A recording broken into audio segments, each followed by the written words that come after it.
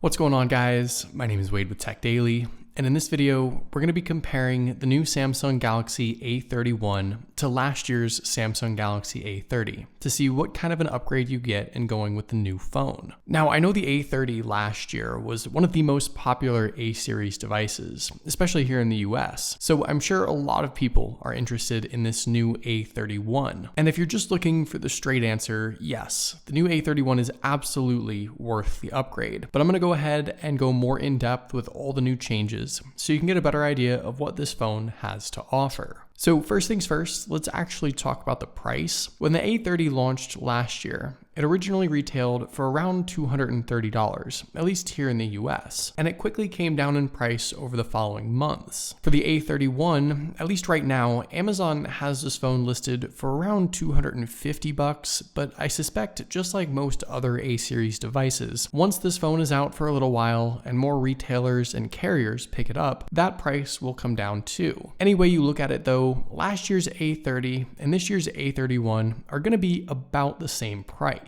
And by the way, if you're interested in doing some comparison shopping of your own, or maybe you want to pick up one of these devices for yourself, I will have some links down below in the video description to where you can get these phones at their cheapest current prices. So check down there so you don't miss out. Physically, the A30 and A31 look pretty similar, but Samsung actually did make a number of design changes that I think make the A31 look like a slightly more premium device this time around. Both phones rock an all plastic design like all the other A-series devices, but the color and finish have changed on the A31 to that two-tone rainbow effect, and the whole design actually mimics the more expensive A51 and A71 devices. So that's really the main reason why I think the A31 just looks more premium. It's simply just on par with the higher end A-series devices now with a slightly refreshed look. Aside from the design change, like I said, the materials have remained the same, all plastic, and both phones feel about the same. There's no newer or nicer material going with the A31. They aren't premium flagships after all, but I think both devices still look and feel fairly nice considering they are just plastic. Interestingly enough, the dimensions of the A31 have changed as well. This new phone is a little bit taller,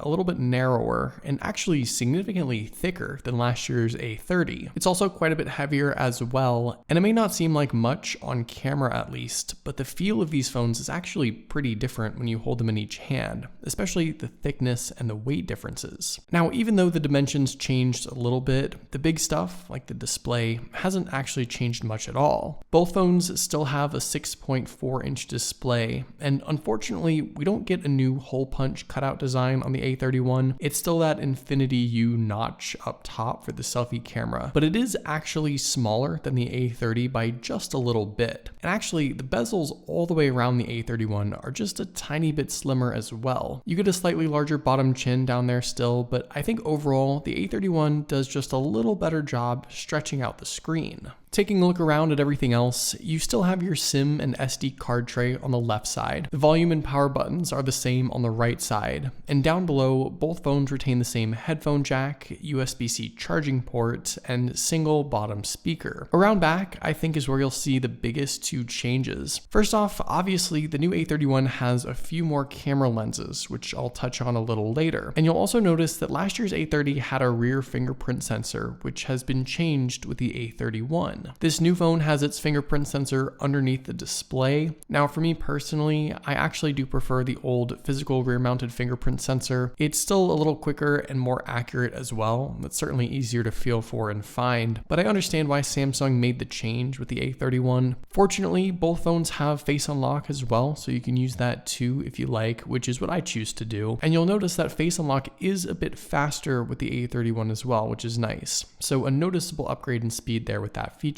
As far as the actual displays themselves, we unfortunately don't get any real upgrades here, but there are a couple of things I just want to mention. Both phones have a 6.4-inch Super AMOLED panel, but because the dimensions on the A31 changed ever so slightly, the resolution is a little different. The This new phone has a 2400 by 1080 resolution at 411 pixels per inch, while last year's A30 had a 2340 by 1080 resolution at 403 pixels per inch. Honestly though, the difference is sort of irrelevant. You aren't going to be able to tell these screens apart at all, but they are still both really good looking displays, especially for phones at this price point. When I first saw the A30 last year, which was my first experience with A-series phones, I was blown away by how good the screen was for that $250 price. And it's the same story again with the A31. I still think Samsung's A-series phones have the best displays for the price. And if you haven't had the chance to check these out in person yet, I do think they're one of the selling points for these phones. So really the three biggest upgrades you'll get in going with the A31 are the battery, the internal specs, and the cameras.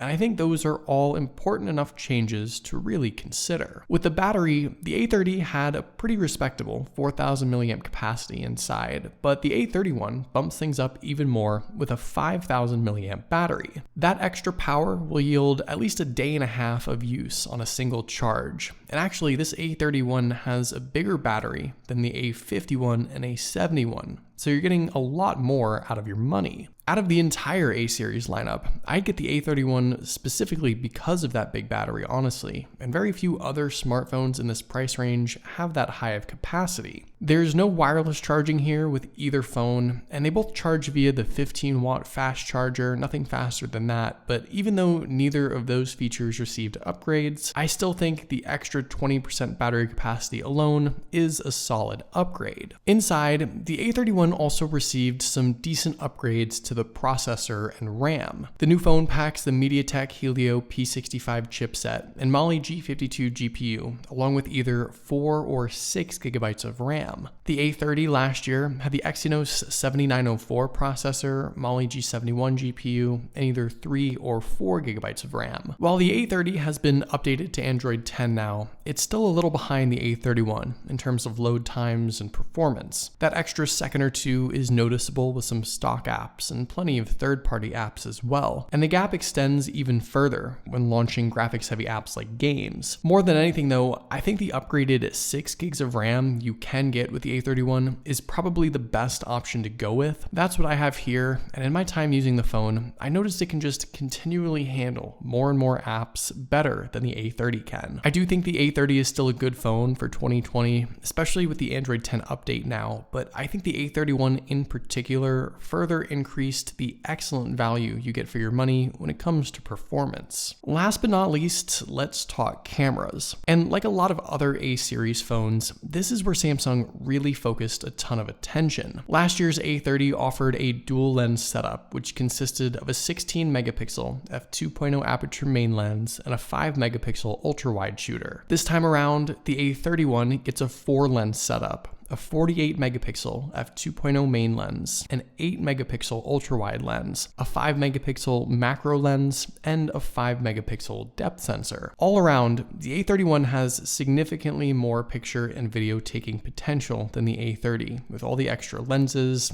and added support with better internal specs. You can capture far more detail with a full-sized 48 megapixel shot. You have the option to take up-close pictures with the macro lens, and the depth sensor will help significantly with live focus shots. I will have a dedicated camera comparison video coming soon to show some real-world picture and video samples, but I think the upgrade to the cameras is one of the biggest and most worthwhile changes to the A31. Unfortunately, you're still missing out on some of the big features like 4K video recording and night mode, which is a bummer, but for $250, I still think there's a lot to be happy with. The front selfie camera also saw some nice improvements as well. It went from a 16 megapixel shooter on the A30 to a 20 megapixel lens on the A31. All in all, if pictures and videos are important to you and you were maybe a little underwhelmed by the A30, I think you'll be more than satisfied jumping up to the A31. Unlike some of the other new A-series phones, I actually do think the A31 is probably one of the most significant upgrades over last year's device. While you don't get a totally new redesign, the subtle changes to the body are nice, and the important stuff like the specs, battery life, and camera all mean that you're getting a phone that actually does get some new stuff. And keeping it around that $250 price point is very important too. I think the A31 is a solid upgrade, certainly worthwhile, and if you have the A30, this is going to be a pretty nice new phone if you do decide to upgrade. And if you have a different, cheaper A series phone from last year, the A31 is really the best option to go with right now in my opinion, as the perfect balance of performance, features, and price. So there you go, that's everything you need to know about upgrading from the A30 to the A31. What do you guys think? Is it really worth the upgrade? Let me know in the comments down below. I'd love to know your thoughts, of course. But hopefully you guys did enjoy this video. Be sure to follow TechDaily on Twitter and subscribe to the TechDaily YouTube channel if you haven't already, and I'll see you guys later.